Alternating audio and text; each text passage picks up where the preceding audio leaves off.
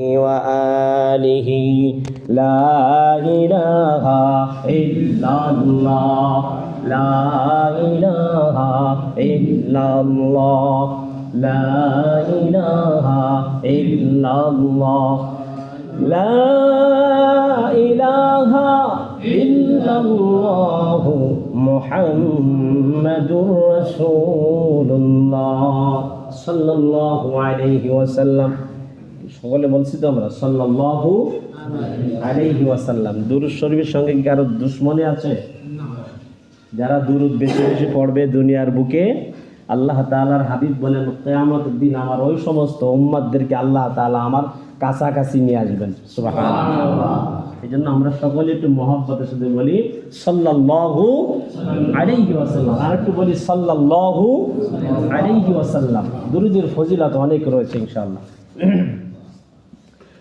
আলহামদুলিল্লাহ, মহান আল্লাহ রাব্বুল আলামিনের দরবারে লাখ কোটি শুকরিয়া জ্ঞাপন করছি যে মহান আল্লাহ সুবহানাহু ওয়া তাআলা আমাকে আপনাকে দুনিয়াবী সমস্ত কাজকর্ম থেকে ফারাক করে বিরত রেখে আল্লাহ রাব্বুল আলামিনের আসমানের নিচে জমিনের উপরে সবথেকে পবিত্র জায়গা, প্রিয় জায়গা, আল্লাহর ঘর, পবিত্র জামি মসজিদে পবিত্র মুহররম মাসের 26 তারিখ পবিত্র জুমার নামাজ আদায় করার জন্য মসজিদে আসার এবং বসার তৌফিক যে আল্লাহ তাআলা আমাদেরকে দান করেছেন, সেই মহান আল্লাহ রাব্বুল আলামিনের দরবারে আমরা সকলে শুকরিয়া আদায় করছি। সকলে বলছি আলহামদুলিল্লাহ। আরো শুকরিয়া আদায় করি যে মহান আল্লাহ সুবহানাহু ওয়া তাআলা আমাদেরকে সৃষ্টির সেরা জাতি মানব জাতি হিসেবে সৃষ্টি করেছেন। শুধু তাই নয়, সৃষ্টির সেরা জাতির মধ্য থেকে শ্রেষ্ঠ মানব জনাবে মুহাম্মদুর রাসূলুল্লাহ সাল্লাল্লাহু আলাইহি ওয়াসাল্লামের উম্মত হিসেবে আল্লাহ তাআলা আমাদেরকে কবুল করেছেন। এইজন্য আরেকবার সকলে খুশি মনে দিল থেকে শুকরিয়া আদায় করছি। সকলে বলছি আলহামদুলিল্লাহ রব্বানা লাকাল হামদ। বলি সবাই হামদান কাসীরান তাইয়িবান মুবারাকান ফীহি ইয়া রব্বি লাকাল হামদ কামা ইয়ানবাগি লিজালালি ওয়াজহিক ওয়া আযীমি সুলতানিক। আমরা মহান আল্লাহ রাব্বুল আলামিনের কিছু প্রশংসা করে নিলাম, সামান্য হলেও সামান্য প্রশংসা করে নিলাম, কিন্তু এটা সামান্য আল্লাহ তাআলা প্রতিদান দিবেন না। এদের প্রতিদান কত? আল্লাহ তাআলার হাবিব জনাবে মুহাম্মদুর রাসূলুল্লাহ সাল্লাল্লাহু আলাইহি ওয়াসাল্লাম বলেন, যারা বেশি বেশি আলহামদুলিল্লাহ বলবে, বাইতুল হাম নামক একটি জান্নাতের মধ্যে যারা দুনিয়ার মধ্যে থাকা অবস্থায় বেশি বেশি মহান আল্লাহ রাব্বুল আলামিনের প্রশংসা করত, আলহামদুলিল্লাহ বলতো, যারা এরকম বেশি বেশি আলহামদুলিল্লাহ আল্লাহর প্রশংসা করত, তাদের জন্য আল্লাহ তাআলা বাইতুল হাম নামক জান্নাতের মধ্যে তাদের স্থান করে দিবে। তাহলে বেশি বেশি কার শুকরিয়া আদায় করব? আল্লাহ রাব্বুল আলামিনের শুকরিয়া আদায় করব। আমরা জানি পুরাণ ওয়াজ, কিন্তু কোরআন কখনো পুরাণ হবে না। পৃথিবীতে নবী রাসূলরা এসেছেন, এক একজন নবী রাসূলরা এসেছেন, চলে গেছেন, তাদের মুআজিজা কিন্তু শেষ হয়ে গেছে। কিন্তু আমার আপনার নবী, বিশ্ব নবী, দয়ার নবী, মায়ের নবী, দো জাহানের বাদশাহ মুহাম্মদুর রাসূলুল্লাহ সাল্লাল্লাহু আলাইহি ওয়াসাল্লামের যে জীবন্ত মুআজিজা আল কোরআনুল কারীম, এটা যতই তেলাওয়াত করবে, যতই পড়বে, যতই আমল করবে, আল্লাহ তাআলা বলছেন তাদের ঈমান আমি আল্লাহ আরো বাড়াই দিব। সুবহানাল্লাহ। এটা কোথায় আছে? কোরআনুল কারীমের মধ্যে আল্লাহ তাআলা বলেন, ওয়া ইযা তুলিয়াত আলাইহিম আয়াতুহু যাদাতুহুম ঈমানান ওয়া আলা রাব্বিহিম ইয়াতাওয়াক্কালুন। আল্লাহ রাব্বুল আলামিন বলেন, আমার কোরআন যারা তেলাওয়াত করবে অথবা তাদের সম্মুখে যখন কোরআন তেলাওয়াত করা হয়, আমি আল্লাহ রাব্বুল আলামিন বলি, কি বলে আল্লাহ? যাদাতুহুম ঈমানা, আমি আল্লাহ রাব্বুল আলামিন তাদের ঈমানকে আরো বাড়ায় দেই। সুবহানাল্লাহ। কোরআন যতই শুনি ততই মধুর লাগে, ঠিক না বলেন? এই কোরআন কি কখনো পুরাণ হবে? যেটা জীবন্ত মুআজিজা হলো আল কোরআনুল কারীম। জীবন্ত মুআজিজা কি? নবীজি সাল্লাল্লাহু আলাইহি ওয়াসাল্লাম তো অনেক মুআজিজা ছিলেন। জিনারাও কি নবীজির মুরিদ ছিলেন না? নবীজির উম্মত ছিলেন না জিনারা? অবশ্যই ছিলেন।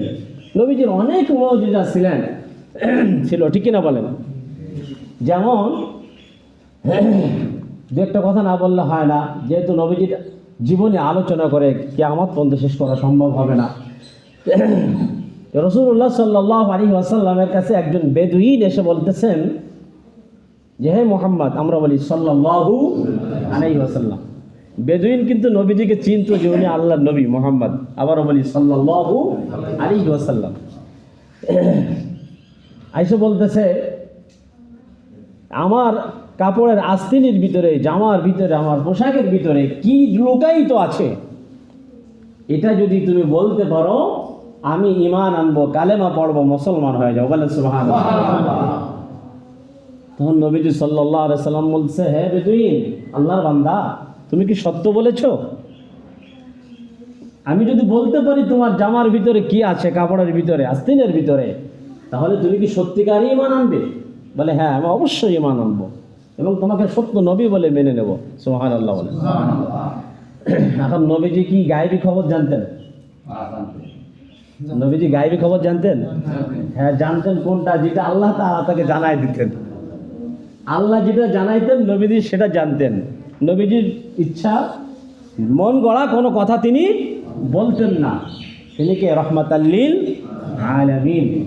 নবী কি শুধু মানুষের জন্য নবী? আগেই বলেছি, জিনদের জন্য নবী। নবীজি পশু পাখির জন্য নবী। আল্লাহ তাআলা কোরআনুল কারীমের মধ্যে বলেন, ওয়ামা আরসালনাকা ইল্লা রাহমাতাল লিল আলামিন। নবী হে, আমি আপনাকে গোটা বিশ্ববাসীর জন্য রহমত স্বরূপ পাঠিয়েছি। সুবহানাল্লাহ। তাই বেদুইন যখন এই প্রশ্ন করলো, তখন নবীজি বললেন, তুমি কি অবশ্যই আমাকে স্বীকার করে নেবে আমি যে সত্য নবী? এটা তাল বাহানা। সে জানতো যে ইনি আল্লাহ নবী, তারপরও একটা পরীক্ষা করছে। অনেকে আমরা মজা করি না, যে বলে যে এইটা আমার হাতের ভিতর কি, তুমি যদি বলতে পারো তাহলে তোমাকে আমি এ দেবো, তা দেবো। অনেক আছে দেখায়, এরকম দেখাবার মোট করে, আছে না? ওই ইহুদি বেদুইন জানতো যে উনি আল্লাহ নবী, তারপর একটু পরীক্ষা করছে। বুঝলেন না? তাল বাহানা ইহুদিদের। নবীজি বলতে, তুমি কি সত্যি ইসলাম কবুল করবে? বলে হ্যাঁ, অবশ্যই আমি আপনাকে সত্য নবী হিসাবে মেনে নেব আর আল্লাহকে আল্লাহ বলে সাক্ষী দেব। বলে তাহলে শোনো, তুমি একটি জঙ্গলের কাছ থেকে যাচ্ছিলা, যাওয়ার পথে তুমি একটা গাছে দেখতেছিলা দুইটি কবুতরের বাচ্চার বাসা। কবুতরের বাসা। ওখান থেকে তুমি দুইটি কবুতরের ছানা বাচ্চা নিয়ে রওনা করেছো। আর স্ত্রী কবুতর অর্থাৎ ওই বাচ্চা দুটির মা কবুতরটি ওই বাচ্চাদেরকে বাঁচানোর জন্য, তাদেরকে রক্ষা করার জন্য তোমার মাথার উপরে, তোমার শরীরের উপরে আক্রমণ করেছে। যখন তোমার কাছে মা কবুতর পাখিটি তোমার কাছে আসলো, তুমি কবুতরের মাকেও, ওই বাচ্চা দুটির মাকেও তুমি জোর করে ধরে নিয়ে তোমার জামার কাপড়ের ভিতরে নিয়ে রেখেছো। এখন বর্তমানে তোমার কাপড়ের ভিতরে দুইটি কবুতরের বাচ্চা আর মা কবুতরটি তোমার কাপড়ের ভিতরে রয়েছে। বেদুইন অবাক হয়ে গেল, এ কেমন করে জানলো? আল্লাহু আকবার বলে। ইহুদি কি বলেছে, বেদুইন কি বলেছে? যদি তুমি বলতে পারো আমার কাপড়ের জামার আস্তিনের ভিতর কি আছে, যদি বলতে পারো আমি ইসলাম কবুল করবো, কালেমা পড়বো। নবীজি বলছে, ওই কবুতরের বাচ্চা দুটি আর ওই বাচ্চা দুটির মা তোমার ভিতরে কাপড়ের ভিতরে রয়েছে। বেদুইন অবাক হয়ে গেলেন, আশ্চর্য হয়ে কাপড়ের ভিতর থেকে কবুতরের বাচ্চা দুটি এবং কবুতরের মা সহ তিনটা কবুতর আল্লাহর নবীর সামনে হাজির করলেন। সুবহানাল্লাহ। আর যখন দেখলেন সত্যিকারেই আমার নবী এই কথা বলে দিয়েছে, সুতরাং আমার নবী যেন তেন নবী না, এটা আল্লাহ পাকের পয়গম্বর পাঠানো নবী। ইয়া মুহাম্মদ, ইয়া রাসূলুল্লাহ, ইয়া হাবিবাল্লাহ, আমার মনের ভিতরে এক জাররা পরিমাণও সন্দেহ নাই, আপনি অবশ্যই আল্লাহ তাআলার প্রেরিত নবী। সুবহানাল্লাহ। আর দেরি করব না, আমাকে পড়িয়ে দেন লা ইলাহা ইল্লাল্লাহু মুহাম্মাদুর রাসূলুল্লাহ সাল্লাল্লাহু আলাইহি ওয়াসাল্লাম। তার সাথে সাথে কি করলেন, যে ইসলাম কবুল করে নিলেন, কালেমা পড়ে নিলেন যে লা ইলাহা ইল্লাল্লাহ, আল্লাহ ছাড়া কোনো মাবুদ নাই, মুহাম্মাদুর রাসূলুল্লাহ সাল্লাল্লাহু আলাইহি ওয়াসাল্লাম, হে নবী আপনি আল্লাহর রাসূল এবং আমি আরো সাক্ষ্য দিচ্ছি আপনি আল্লাহর বান্দা ও রাসূল। সুবহানাল্লাহ। ইসলাম কবুল করে নিলেন। দেখেন তাদের কতটুকুন তারা জানতো যে আল্লাহ নবী, তারপরেও তারা এরকম নবীকে বিভিন্নভাবে পরীক্ষা করছে। নবী কি কোনো পরীক্ষায় ফেল করেছে? কে পাশ করে দিয়েছেন? আল্লাহ তাআলা পাশ করে দিয়েছেন। আমরা বললাম সেই নবীর উম্মত। সুবহানাল্লাহ। আবারও বলি, আল্লাহ তাআলা আমাদেরকে সেই নবীর উম্মত হিসেবে কবুল করেছেন। এই জন্য আমরা আবারও দিল থেকে শুকরিয়া আদায় করি, বলি আলহামদুলিল্লাহ। আল্লাহ তাআলা বলেন, আমার নিয়ামতের শুকরিয়া আদায় করলে আমি আল্লাহ রাব্বুল আলামিন নিয়ামত আরো বাড়ায় দিব। লা ইন শাকারতুম লা আযীদান্নাকুম ওয়া লা ইন কাফারতুম ইন্না আযাবি লাশাদীদ। আল্লাহ তাআলা বলতেছে, যারা আমার নিয়ামত পাইয়া নিয়ামতের শুকরিয়া আদায় করবে, আমি আল্লাহ রাব্বুল আলামিন তাদের নিয়ামতকে আরো বাড়িয়ে দেব। সুবহানাল্লাহ। নিয়ামত বাড়ানোর দরকার আছে না? আমাদের কি কারোর অভাব নাই? অভাব নাই কার বলেন তো? সূরা ইখলাসের ভিতরে আল্লাহ তাআলা বলেন আল্লাহুস সামাদ। সবাই বলেন তো আল্লাহুস সামাদ। আল্লাহ সবার কাছ থেকে অভাব মুক্ত। আমরা সবাই আল্লাহ রাব্বুল আলামিনের কাছে অভাব যুক্ত। কথা কি বুঝতে পেরেছি? আমাদের অভাব আছে, থাকবে, আল্লাহ তাআলার কোনো অভাব নাই। দেখেন, আমি আপনি একটা পেটের ধান্দায়, পেটের জন্য সারাদিন যদি দিনের 16 ঘন্টা বা 12 ঘন্টা 14 ঘন্টা হয়, 10 ঘন্টা 12 ঘন্টা ডিউটি করি একটা পেটের জন্য, কত পেরেশান, মাস শেষে সামান্য কিছু টাকা পাই, হ্যাঁ, কত হতাশ, পরিবারের শান্তি নাই, মারামারি কাটাকাটি এই পেটের জন্য কত চিন্তা করি। আর আল্লাহ তাআলা সমস্ত মাখলুকাতদেরকে খাওয়াইতেছেন, পড়াইতেছেন, লালন পালন করতেছে, আল্লাহ তাআলার একটুও কষ্ট হয় না। আল্লাহুস সামাদ। আল্লাহ সবার কাছ থেকে অভাব মুক্ত, আমরা সবাই অভাব যুক্ত। বিশ্বাস করি তো? আল্লাহ তাআলা অন্যত্র বলে দিয়েছেন আল্লাহুল গানিয়্যু ওয়া আনতুমুল ফুকারা। আল্লাহ বলেন, তোমরা যতই ধন সম্পদের মালিক হও না কেন, ঐশ্বর্যের মালিক হও না কেন, তোমরা সবাই আমার কাছ থেকে মুখাপেক্ষী। আমি হলাম গনি, আমি হলাম ধনী, আর তোমরা হলে সব জাত ফকিরের জাত, তোমরা সব ফকির। বিশ্বাস হয়? আমরা সবাই কি ফকির, আমরা মিসকিন। আর দেখেন, দু জাহানের বাদশাহ নবী মুহাম্মদ রাসূলুল্লাহ, তাকে দু জাহানের বাদশাহ বলা হতো। সে জাহেরিভাবে তাকে মানুষ এতিম বলতো, আসলে নবী কি এতিম ছিলেন? মানে দুনিয়া যেমন মা না থাকলে বাপ না থাকলে এতিম হয়, সেদিক দিয়ে তিনি এতিম ছিলেন। আসলে তিনি নবীজি পরকিত এতিম ছিলেন না, দু জাহানের বাদশাহ, ইহকালেরও বাচ্চা পরকালেরও বাচ্চাকে মুহাম্মদ রাসূলুল্লাহ সাল্লাল্লাহু আলাইহি সাল্লাম ওই নবী কি দোয়া করতেন? আল্লাহুম্মা আহইনি মিসকিনাও ওয়া আমিতনি মিসকিনাও ওয়াহশুরনি ফি জুমরাতিল মাসাকিন। আল্লাহ তাআলার হাবিব বলেন, হায় আল্লাহ তাআলা, আল্লাহ আপনি আমাকে আহইনি মিসকিনা, দুনিয়ার হায়াতের জিন্দেগিটা আমাকে মিসকিন অবস্থায় রাখিয়েন। সুবহানাল্লাহ বলবেন না? দুনিয়ার হায়াতের জীবনটা মিসকিন অবস্থায় রাখিয়েন। ওয়া আমিতনি মিসকিনা, আর আমার মৃত্যুটাও যেন মিসকিন অবস্থায়, গরিব অবস্থায় হয়। ওয়াহশুরনি, আর হাশরের ময়দানে ফি জুমরাতিল মাসাকিন, হাশরের ময়দানে রব্বুল আলামিন আপনি আমাকে গরিবদের সাথে হাশর নাশর করায়। সুবহানাল্লাহ। দু জাহানের বাদশার কেমন দোয়া ছিল, আল্লাহ দুনিয়ায় আপনি আমাকে কি রাখেন? গরিব হালাতে রাখিয়েন, মিসকিন অবস্থায় রাখিয়েন, মৃত্যুর সময় গরিব হালাতে আমার মৃত্যুটা দিয়েন, হাশরের ময়দানেও গরিবদের সাথে আমার হাশর করিয়েন। সুবহানাল্লাহ। কেমন দোয়া ছিলেন? আমরা বলি না, অনেকেই মুখস্থ আছে এটা কোরআন আয়াত, এখানে কি বলে আমরা অনেকেই বুঝি না। রব্বানা, সবাই বলেন মেহেরবানি করে, রব্বানা আতিনা ফিদ দুনিয়া হাসানা ওয়া ফিল আখিরাতি হাসানাতাও ওয়া কিনা আযাবান নার। এখানে আমরা কি বলতেছি?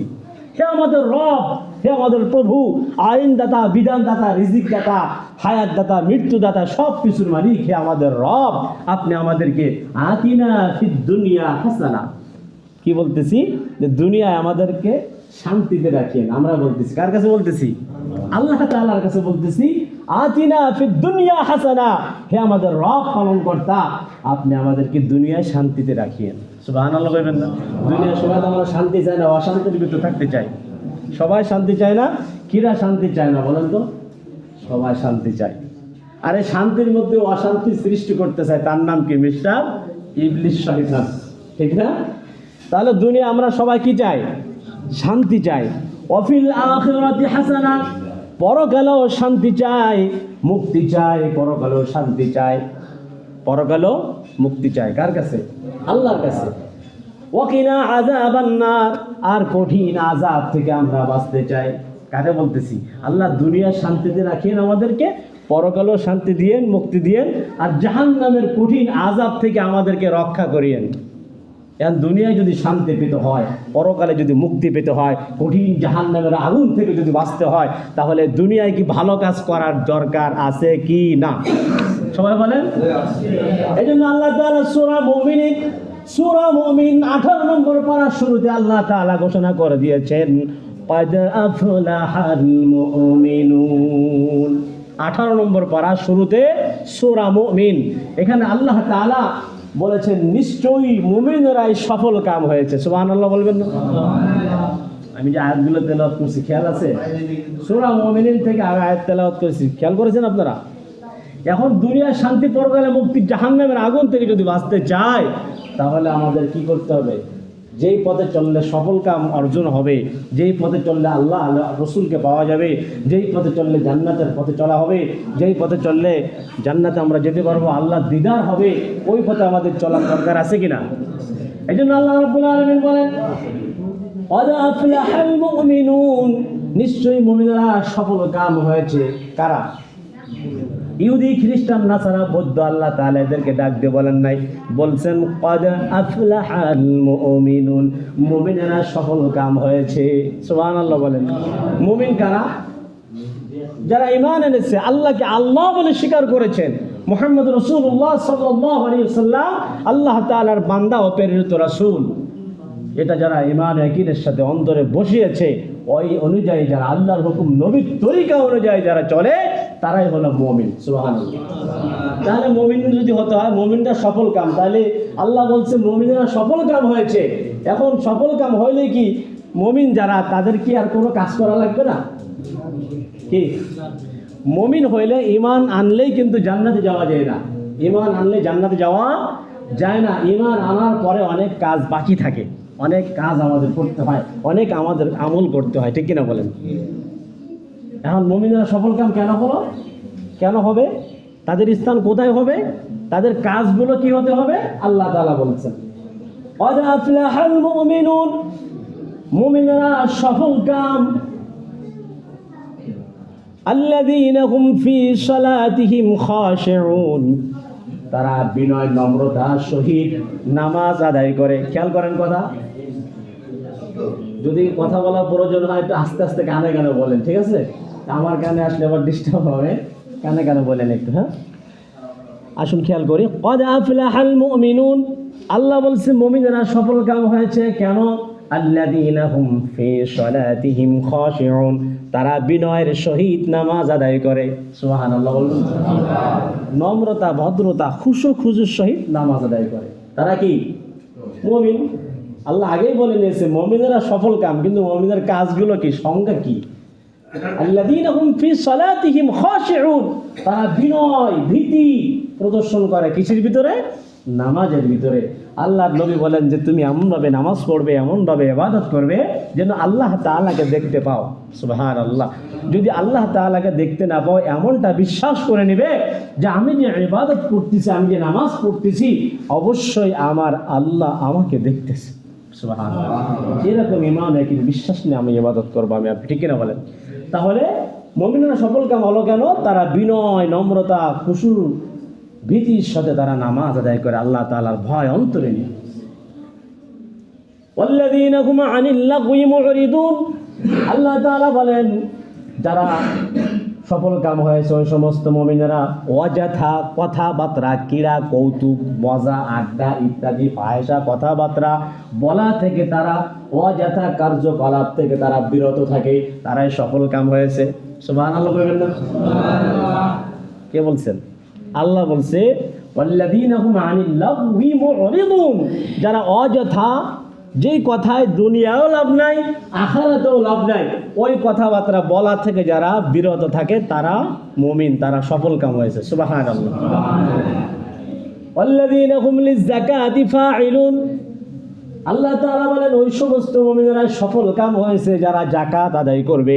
নবীজি বলেন যাদের উপরে যাকাত ফরজ হয়ে গেছে আর যাকাত দিল না, ওই যাকাতের অর্থ সম্পদগুলো কিয়ামতের ময়দানে আল্লাহ রাব্বুল আলামিন একটা বিশাল আকারের সাপে পরিণত করবে, নাউজুবিল্লাহ।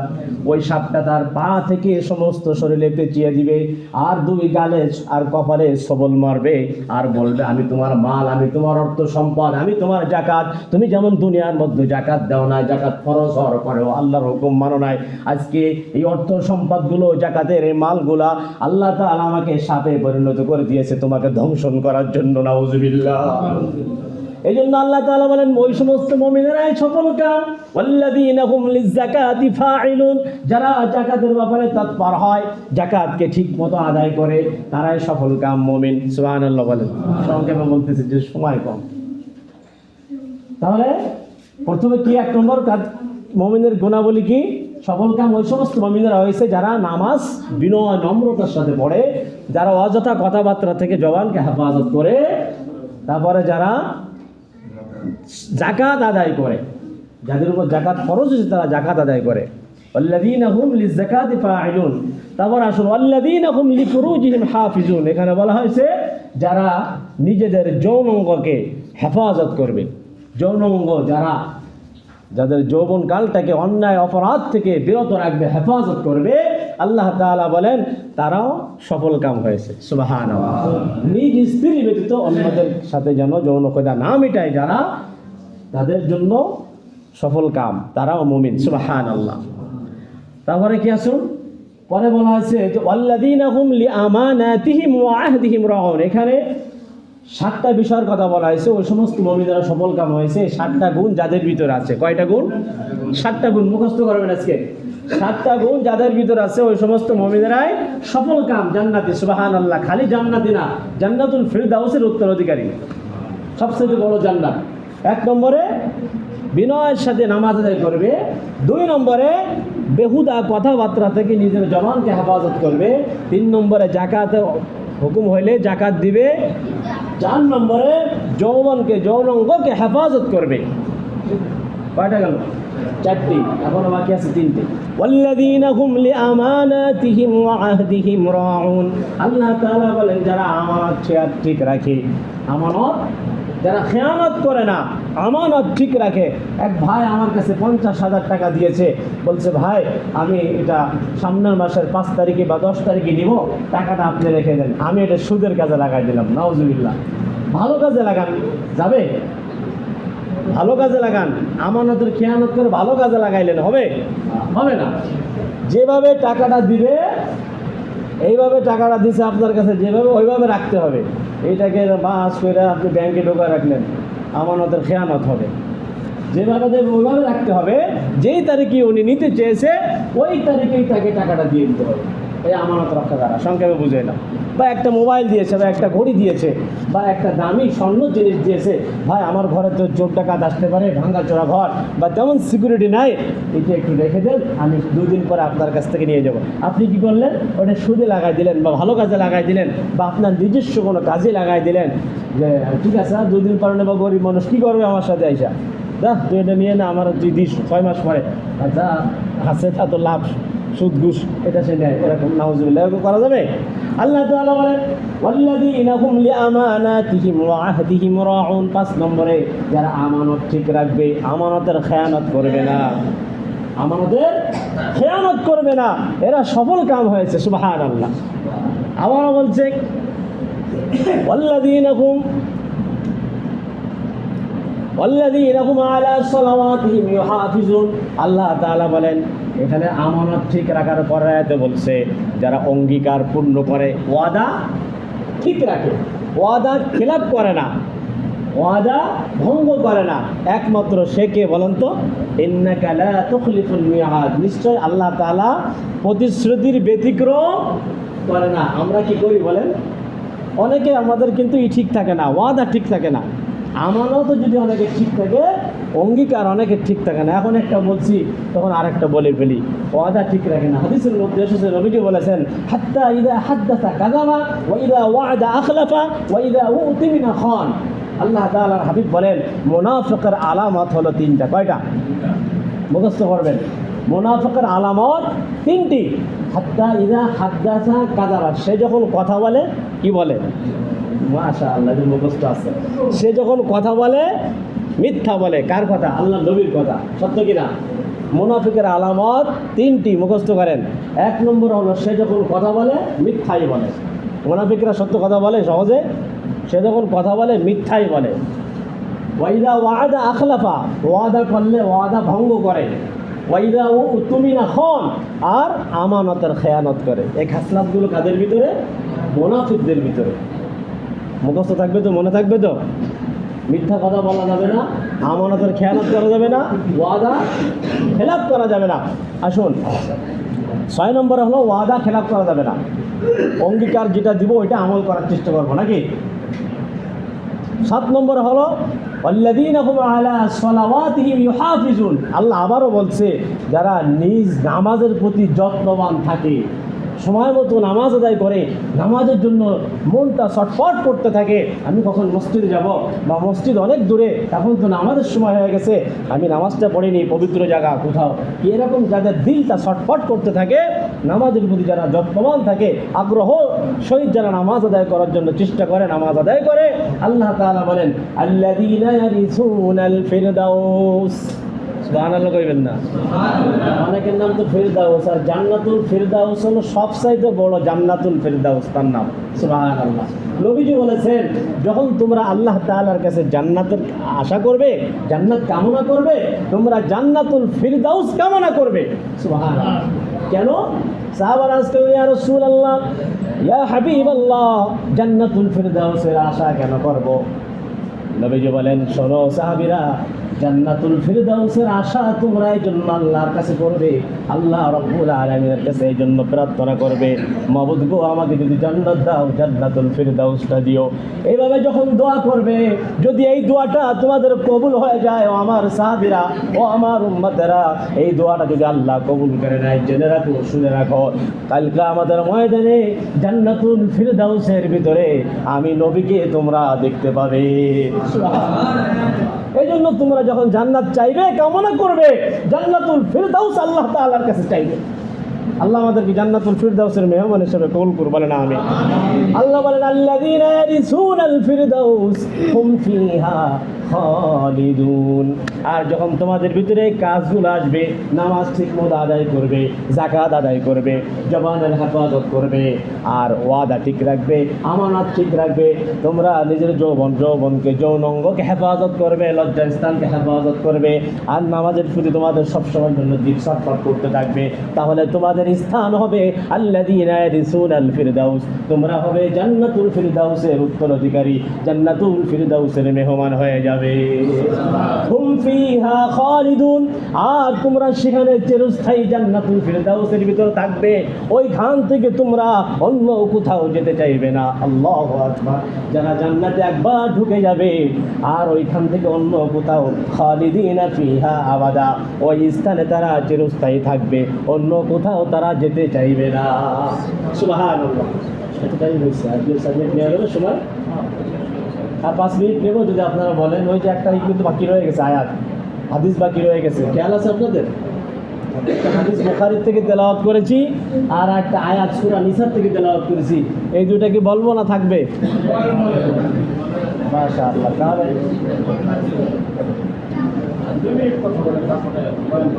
শেষ হবে না, 5 মিনিট তো লাগবে সংক্ষেপে। আচ্ছা, তো সংক্ষেপে বলে দিই, 2 মিনিট সময় দিয়েছে, আলহামদুলিল্লাহ। তাহলে আমরা সবাই জান্নাতুল ফিরদাউসের মেহমান হিসেবে যেন আল্লাহ আমাদেরকে কবুল করে, বলেন আমিন। আমি যে হাদিস তেলাওয়াত করেছিলাম, হাদিস বুখারী থেকে, নবীজি সাল্লাল্লাহু আলাইহি ওয়াসাল্লাম বলেছেন যে তোমাদের বাড়ির সম্মুখে, হাদিস বর্ণনা করছেন হযরত আবু হুরায়রা রাদিয়াল্লাহু তাআলা আনহু, তোমাদের বাড়ির সম্মুখে যদি একটি নহর বা নদী থাকে, ওই নদীতে কেউ যদি দৈনিক 5 বার গোসল করে, তাহার শরীরে কি কোনো ময়লা থাকিতে পারে? সাহাবাগণ রাসূলুল্লাহ, ইয়া রাসূলুল্লাহ, ইয়া হাবিবাল্লাহ, কিছুই থাকবে না। নবীজি বললেন, আমার কোনো উম্মত, আল্লাহর কোনো বান্দা যখন উত্তম রূপে ওযু করে নামাজ দাঁড়িয়ে যাবে, 5 ওয়াক্ত নামাজ সুন্দরভাবে উত্তম রূপে ওযু করে আদায় করবে, আল্লাহ তাআলা তার জীবনের সমস্ত গুনাহ এভাবে ধুইয়া সাফ করে দেবে, পরিষ্কার করে দেবে। সুবহানাল্লাহ। অর্থাৎ নবীজি বলেছেন, কেউ যদি ফজরের নামাজ আদায় করে জোহর পর্যন্ত তার গুনাহ সাফ হয়ে যায়। জোহরের নামাজ কেউ আদায় করলে জোহর থেকে আসর পর্যন্ত যত গুনাহ হয়েছে, আসর নামাজ পড়লে এই জোহর নামাজ আদায় করার কারণে আসর পর্যন্ত যত গুনাহ হয়েছে আল্লাহ মাফ করে দিবে। আসরের নামাজ আদায় করার কারণে জোহর পর্যন্ত যত গুনাহ হয়েছে আল্লাহ মাফ করে দিবে। হ্যাঁ, মাগরিব পর্যন্ত, আসর পড়ার পরে মাগরিব পর্যন্ত আল্লাহ তাআলা তার গুনাহ মাফ করে দেবে। মাগরিব পড়ার পরে সে যদি আবার ঈশার নামাজ পড়ে, মাগরিব থেকে ঈশা পর্যন্ত এর মধ্যে যত গুনাহ হয়েছে আল্লাহ তাআলা